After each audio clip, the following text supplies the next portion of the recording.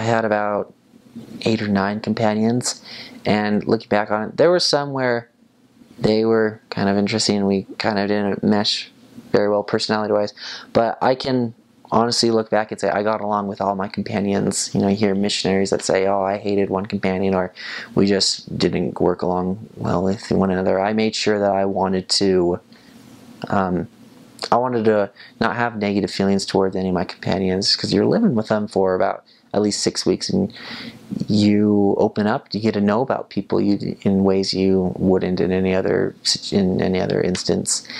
And one way that most missionary RMs now know is companionship inventory that you have every week, once a week when you plan for your week. But what I did was, for me, that in my companionship, that helped a lot, that I think a lot of new missionaries could use, was having a nightly companionship inventory, in a sense where you don't necessarily say what they did bad on or anything, but you comment on something that they did that day that you really liked. And so, well, I guess my philosophy was, if you were frustrated at your companion for that day, just made you mad, or if you were annoyed with him, you can't stay mad at someone that just gave you a compliment.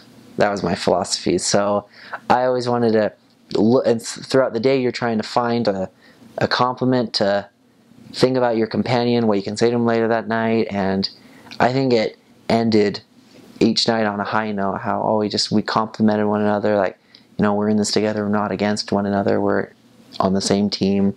And I think that really helped a lot. Obviously I didn't do it every night just because you'd forget, but I tried to make that a habit where you would comment on something and give them a compliment. And I think that really helped strengthen our relationship together as a companionship. And I think that made being a missionary fun, because there are days where being a missionary is hard. You know, no one's listening to you, and it's hot outside or it's raining, and you've got a buddy next to you, and if he's against you too, it feels like the whole world's against you. So it's a lot easier when someone's there to, you know, to pick you up.